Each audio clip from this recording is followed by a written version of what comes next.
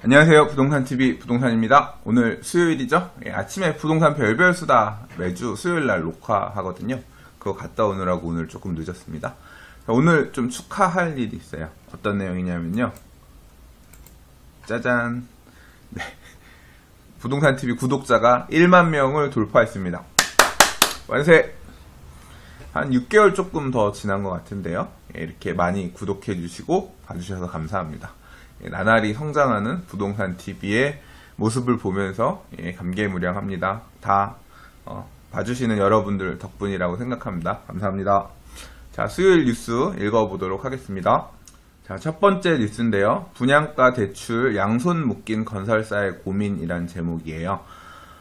뭐 여기서 내용은 뭐겠습니까? 분양가는 현재는 지금 HUG에서 보증 문제 때문에 분양가 규제를 하고 있는 부분도 있고, 그 다음에 이제 서울 전역이 투기거래지구 투기지역 묶이면서 대출에 분양받으려는 사람들이 굉장히 제한이 생기고 있는 부분도 있고, 아무래도 이제 분양이 잘 될지 어쩔지 이런 부분에 대해서 걱정하니까 분양가도 맘대로 책정하지 못하고 수요층도 아무래도 좀 제한이 되니까 건설회사들이 고민된다 이런 얘기인데, 조금 어떻게 보면 저는 사실 약간 엄살인 제목일 수도 있다고 생각해요. 왜냐하면 지금 일단 청약 경쟁률 잘 나오잖아요. 지금 뭐 더 난리인데 분양가를 규제하겠다라고 해서 분양가가 더 낮아지게 되면 사실 수익성은 좀 떨어지긴 하겠지만, 경쟁률은 더 치열해지겠죠. 분양가가 낮아진다고 하면. 그래서 뭐 꼭 그러니까 좀 이 기사에서 의도하고자 한 바는 뭐 이거겠죠. 뭐 프리미엄 단지 상한제 전방, 가제율 고덕 등 일정 고심 이런 것들이 결과적으로 이제 분양가 상한제가 어저께 이제 9.5 부동산 추가 대책에서 본격적으로 이제 시행이 10월 말 이후부터는 이제 적용이 될 것 같으니 분양가 책정하는데 좀 어려움이 있을 거고, 뭐 좀 고충이 있다, 이제 그런 측면에서 이렇게 제목을 쓴 것 같긴 합니다. 근데 어저께 이제 분양가 상한제 부분을 우리가 조금 대충 살펴보긴 했습니다만, 분양가 상한제가 적용이 되면 아무래도 분양가를 정하는 데 있어서 이제 임의로 좀 느슨하게 좀 널널하게 분양가를 책정하기는 아무래도 좀 어려울 테니까 분양하는 입장에서는 굉장히 스트레스일 것 같고요.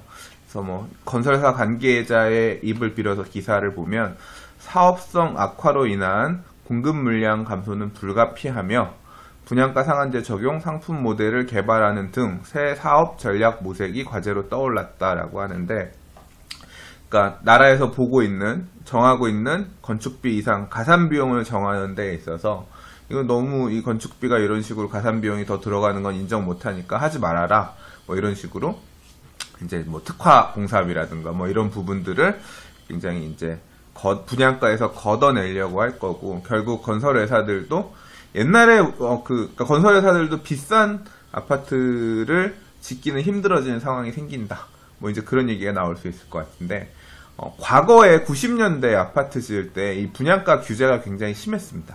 그래서 여러분들이 생각이 나실지 모르겠지만 지금 우리나라에서 대표적인 아파트 브랜드가 어딘가요? 그래도 딱 아파트 하면 삼성물산의 레미안, GS건설의 자이라든가 아니면 뭐 대림산업의 이편한 세상, 뭐 이런 식으로 좀 유명한 브랜드들이 있지만 90년대, 80년대 지어진 아파트들, 90년대에 지어지는 아파트들 중에서 삼성에서 지은 삼성 아파트나 GS, 그 당시에 이제 LG였죠. LG건설, 뭐 럭키건설, 뭐 이런 데서 지은 아파트 기억나는 거 있으세요? 그 당시에도 대림 아파트는 집은 적긴 적습니다만, 이제 그 당시에는 뭐 현대산업개발 정도, 현대건설도 그렇게 안 했었고, 그 당시에 주로 아파트 졌던 데들이 뭐 우성이라든가 뭐 한양이라든가, 지금 신반포라든가 잠원동 이런 데 아파트들도 다 한양건설에서 졌잖아요. 그러니까 좀 그 당시에 주로 아파트를 짓던 업체들이랑 지금이랑 많이 달라졌죠. 다시 생각해보면. 그러니까 왜 그러냐면요, 실제로 90년대는 분양가 규제가 굉장히 되게 세게 되던 시절이에요. 그래서 프리미엄 아파트 브랜드라는 개념 자체가 별로 없었습니다. 아파트를 고급으로 짓지 않았어요. 이런 분양가 규제 때문에. 지금 다시 분양가 규제를 하면서 아파트를 고급으로 짓지 못하게끔 하는 어떤 그런 분위기를 지금 사실은 가고 있는 거죠. 물론 이제 그 시절에는 지금처럼 재개발 재건축 방식으로 아파트를 짓는다기보다는 일단은 토지를 확보해서 집을 그냥 짓는 그런 형태긴 했습니다만, 지금이랑 그런 내용이 조금 다르긴 합니다만, 여러분들이 느끼시는 이런 브랜드 있는 아파트, 고급 아파트, 이런 개념 자체가 사실 IMF 이후에 도입된 거예요. 아파트의 브랜드 자체를 쓰기 시작한 지도 얼마 안 됐고요. 그래서 이제 뭐 레미안이라든가 GS건설, 자이라든가, 뭐 자이는 그러니까 LG그룹이 분리되면서 LG, GS, LS 이렇게 세 개로 나뉘었잖아요. 그때 이제 GS가 이제 됐는데, 이제 과거에니까 LG였죠. LG 같은 경우에 LG 빌리지라든가, 물론 90년대 중후반에 이렇게 브랜드들이 만들어진 게 일부 있기는 했습니다만, 지금처럼 대기업, 그러니까 건설회사 대기업들이 주택시장에 막 공격적으로 들어가지는 않았었죠. 그럼 왜 IMF 이후에 들어왔느냐? 그 당시에 이제 IMF 이후에 외환위기 막 오고 그러면서 이제 분양가 규제를 풀었어요. 그러니까 건설 경기 좀 살리고, 이제 아무래도 분양가를 규제하지 않고 분양가를 맘대로 좀 비싸게도 좀 책정할 수 있게끔 이런 환경을 만들어 주기 위해서 이제 그걸 풀면서 대기업들이 주택 사고 90년대 후반, 2000년대 초반 들어오면서 굉장히 공격적으로 많이 들어왔었죠. 저는 그렇게 기억하거든요. 그래서 그러면서 이제 주택 시장의 어떤 큰 트렌드를, 우리나라 아파트를 짓는, 비싼 아파트를 짓는 이제 그런 개념들 또 계속 나왔고, 뭐 옛날 당장 그 당시 아파트만 보더라도 그래도 보시면 90년대 아파트들 보면 사업성을 살리기 위해서 용적률은 진짜 가득가득, 그 당시는 서울이 용적률 규제를 지금처럼 타이트하게 하기 전이기 때문에 막 용적률 350% 막 이렇게 되게 빡빡 아파트도 지었고, 한편으로는 이제 지하 주차장 파는 것도 돈이잖아요. 지하에다가 지하를 한 층 한 층 더 깊이 팔수록 돈이 많이 들거든요. 이 지하 8층, 9층 막 이렇게 파는 것들은 되게 돈이 많이 들어서 되게 돈이 많이 든대요. 그래서 그리고 높이 올릴수록 많이 들고. 그래서 아파트도 그 당시 아파트들 보면 주차장도 지하 주차장이 없거나, 그래서 그냥 1층에 주차장을 깔거나, 있더라도 뭐 지하 1층 정도나 깔고, 그 다음에 지하 주차장에서 좀 싸게 짓기 위해서 지하 주차장하고 엘리베이터랑 연결하는 작업도 안 하고, 그래서 그런 아파트들 지금도 보면 있어요. 지하 주차장에서는 그냥 밖으로 걸어 나온 다음에 별도로 1층 가서 엘리베이터를 타야 하는 그런 아파트들도 있거든요.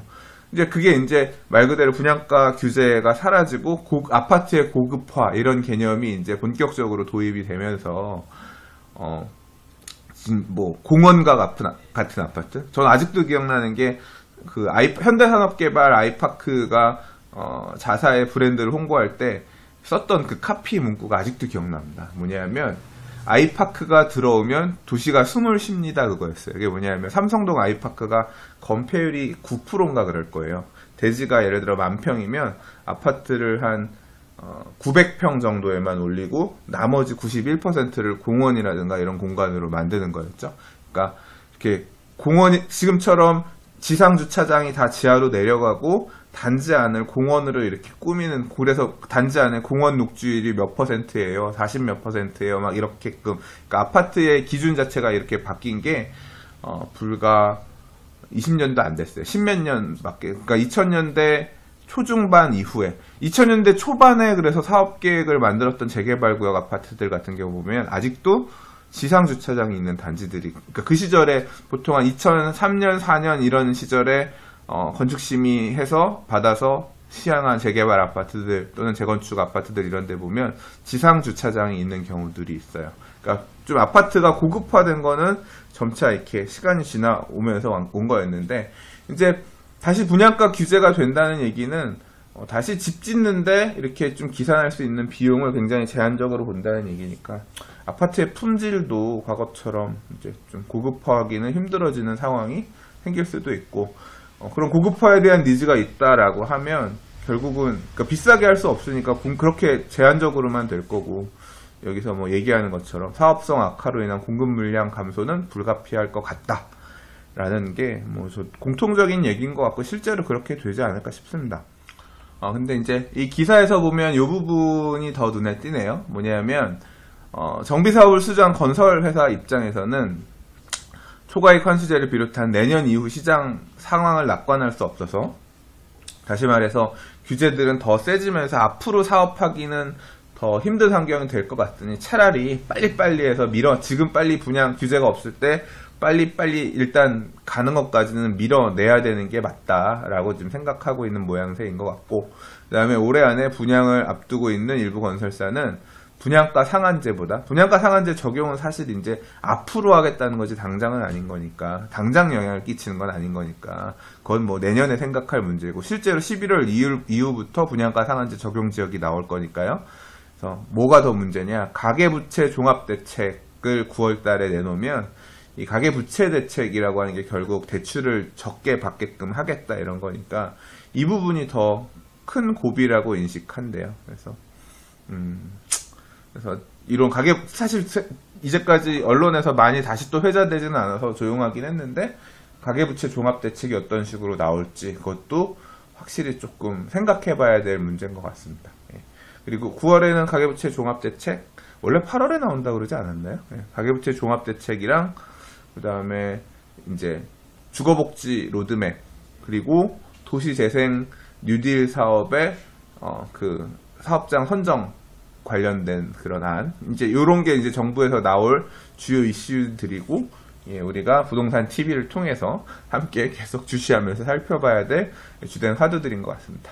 예, 제가 계속 보고 있으니까 나오는 대로 뉴스에서 같이 읽어보도록 할게요. 사실 이 기사는 제가 전혀 생각하지 않았는데 분양가 상한제 규제로 인한 뭐 그 얘기를 하면서 옛날 얘기로 돌아가면서 좀 뉴스 읽는 내용이 길어졌는데요. 사실 이거를 한번 또 잊을만 하면 한 번씩, 잊을만 하면 한 번씩 읽어보는, 예, 올해 이런 분양 물량들, 올해 내년 상반기에 이런 분양들 예정이 있어요. 읽어보면 도움이 될 것 같아서 이거 읽어보려고 그랬는데 이 내용은 좀 빠져서 읽는 것 같아서, 사실 뒷부분의 내용이랑도 같아요. 올가을 재개발 물량만 32,000가구, 그래서 서울이나 이제 부산이나 이제 주요 재개발로 공급되는 물량들에 대한 얘기가 있는데, 이제 저는 서울 수도권 쪽 얘기가 관심 있으니까 요거 그냥 한번 조금 볼게요. 휘경동 해모로 프레스티지라는 데가 있고요. 이건 한진중공업 한 300세대, 그렇게 세대는 크지는 않네요. 신센자는 오늘 특공 지금 하고 있는 중이고, 서초 센트럴 아이파크, 주상복합이랑 오피스텔 작은 평수, 서초동 하는 거고, 한양 수자인 사가정 파크 면목 1구역 재건축, 예전에 제가 뉴스에서 한번 언급한 바 있어요. 그다음 물레동 롯데캐슬 뉴스테이, 요건 뉴스테이인데 제가 잘 모르겠어요. 고덕 아르테오는 고덕 3단지 주공아파트 3단지 4066세대, 여기도 얘기했었죠. 부동산 TV에서 따로 단지 살펴본 적도 있어요. 그리고 독산동 롯데캐슬 뉴스테이, 신길 9구역 힐스테이트, 신길 뉴타운이 올해 신길 5구역이랑 신길 12구역 차이, 5구역 롯데캐슬, SK뷰, 죄송합니다. SK뷰 분양했고, 신길 9구역도 이제 나올 건데, 신길 9구역이 신길 뉴타운 안에서는 딱 중앙에 있는 위치라서 사러가 쇼핑센터 있고, 신길역도 멀지 않고, 사러가 사거리 있는데 쇼핑센터가 아니라요. 죄송합니다.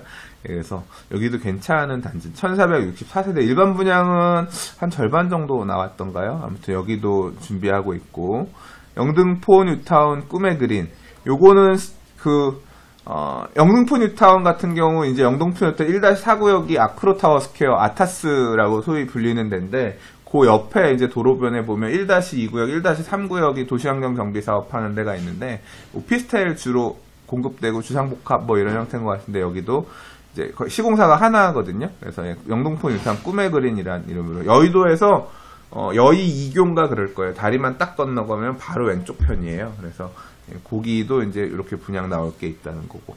그 다음 이편한 세상 응암 2구역, 이 세대가 굉장히 많네요. 2441세대. 이게 응암 2구역 재개발이었던가 그럴 거예요. 예, 여기도 분양 나올 거고, 사가정 아이파크, 잘 모르겠어요.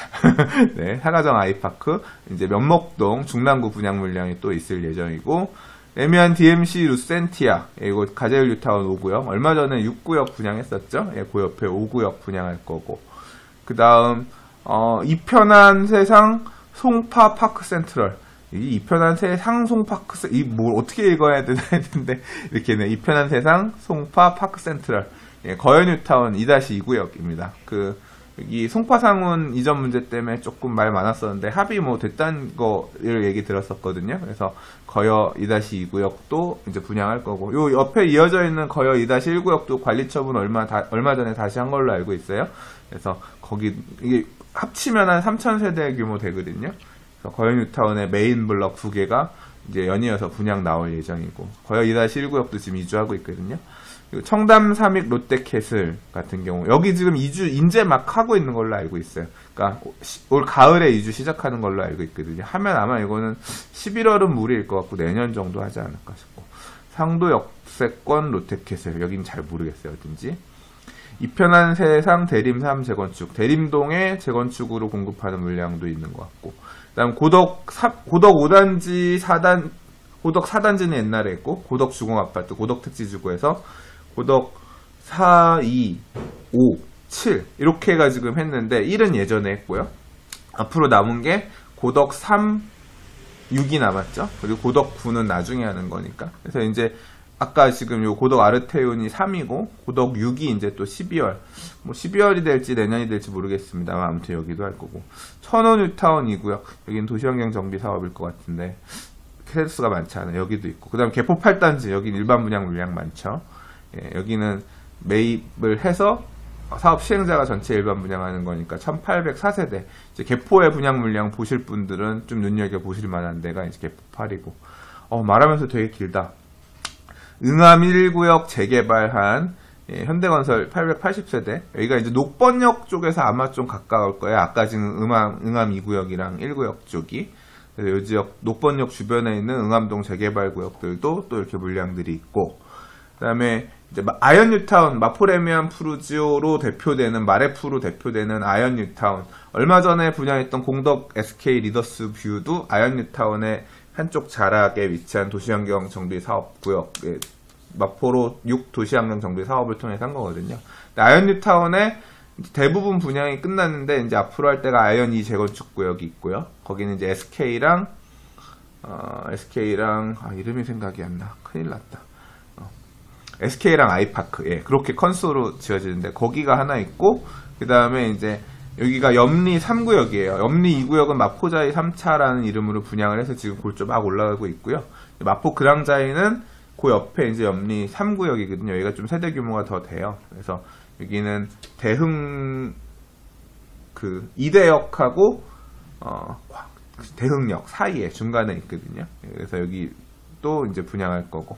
그다음 서초우성 1차 이제 독수리 오영제라고 얘기하는, 지금 우성 2차, 3차는 다 STGS에서 분양했고, 무지개랑 서초우성 1차랑 무지개랑 신동아랑 3개 남았는데, 이제 여기 우성 1차가 좀 빠른가 보네요. 1276세 삼성에서 가고, 기름역 동양파라곤 도남동 재개발, 여기 잘 모르겠어요. 죄송합니다. 그리고 신정뉴타운 2-1구역 레미안, 여기 신정뉴타운 올해 지금 3,000세대 정도 분양하는 거 있었죠. 1-1구역 분양했던 신정뉴타운 두산, 레미안 두산, 잠깐만, 이름도 잘 기억이 안 나. 아무튼 그 옆쪽으로 보면 지하철역 쪽으로 붙어 있는 2-1구역 레미안이 한 1,500세대 분양할 거고, 당산 아이파크 여기는 어딘지 잘 모르겠어요. 상계 꿈의 그린도 잘 모르겠고, 아마도 상계 꿈의 그린이면 여기는 어딜까? 상계 뉴타운인가? 말하면서도 제가 공부해야 될 게 더 많다, 이런 걸 좀 느끼게 해주네요. 아무튼 이런 분양 물량들이 앞으로 연내 또는 내년 연초 정도 나올 거라고 하니까 이 지역을 잘 보시고요. 한번 조금 관심을 두셔보시면 어떨까 해서 읽어봤습니다. 앞서 첫 기사를 가지고 너무 많은 시간을 뺏어가지고 조금 빨리 읽겠습니다.